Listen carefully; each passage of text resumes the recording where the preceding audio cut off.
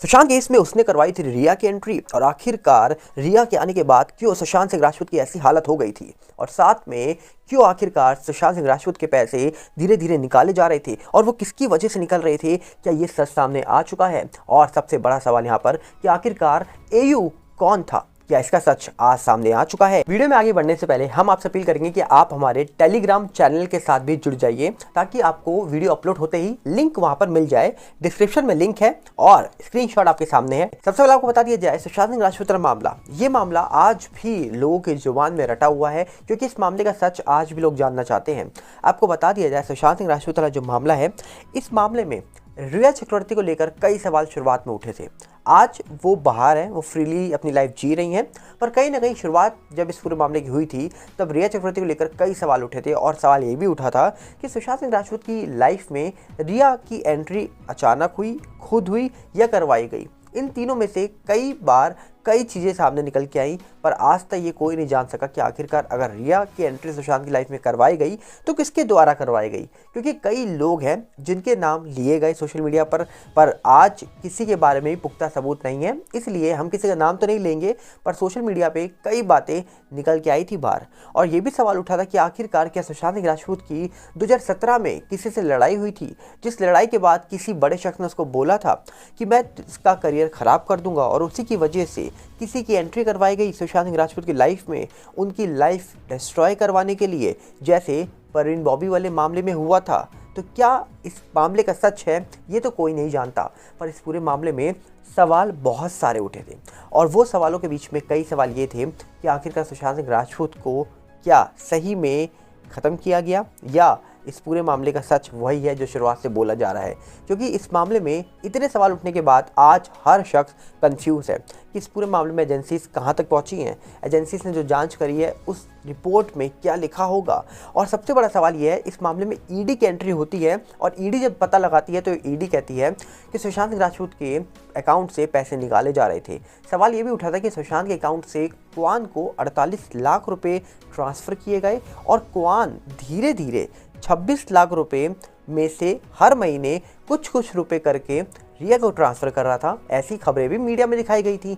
अभी मीडिया में दिखाई गई तो जांच कहीं ना कहीं तो हुई होगी, जिसके बाद ही मीडिया ने खबर दिखाई, क्योंकि मीडिया हर बात तो हवा में नहीं करती है।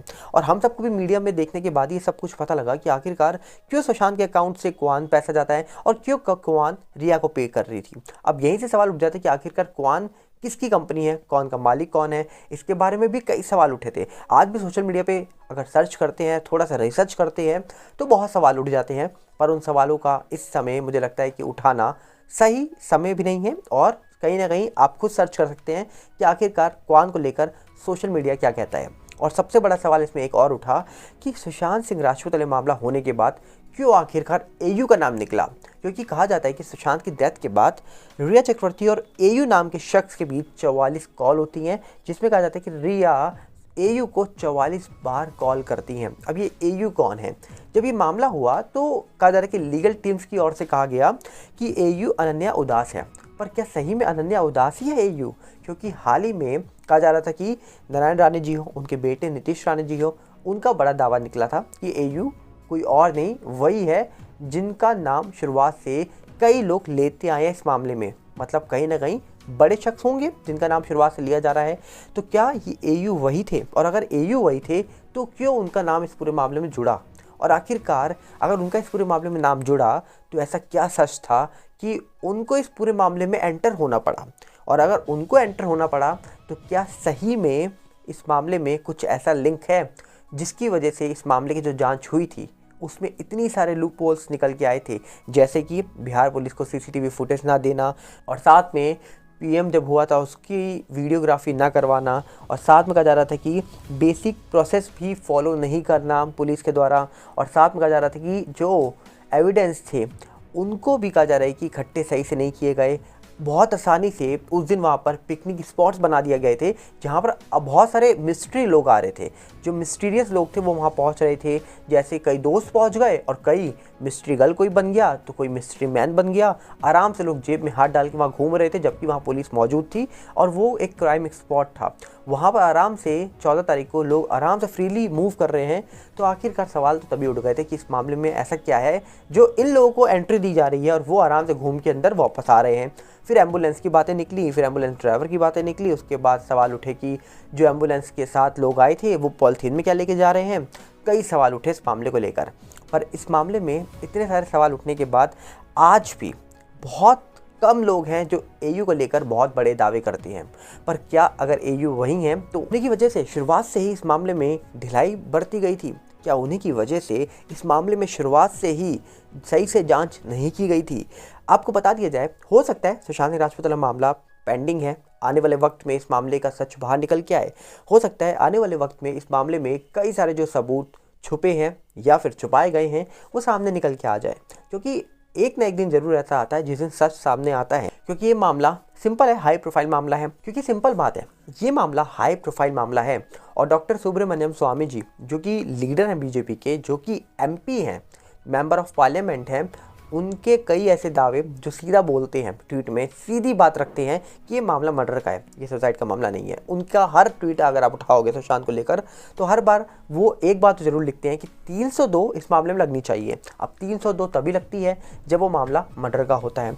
तो सवाल ये है कि इस मामले में जांच चल रही होगी, डेफिनेटली जांच हो सकता है कि एटलीस्ट 50% 60% पूरी भी हो चुकी हो, और उम्मीद यही है कि आज नहीं तो कल, चाहे 1 साल लगे चाहे 10 साल लगे, सच देश के सामने जरूर आएगा। क्योंकि इस मामले को जीवित रखा है उन लोगों ने जो सुशांत को बेइंतहा प्यार करते हैं।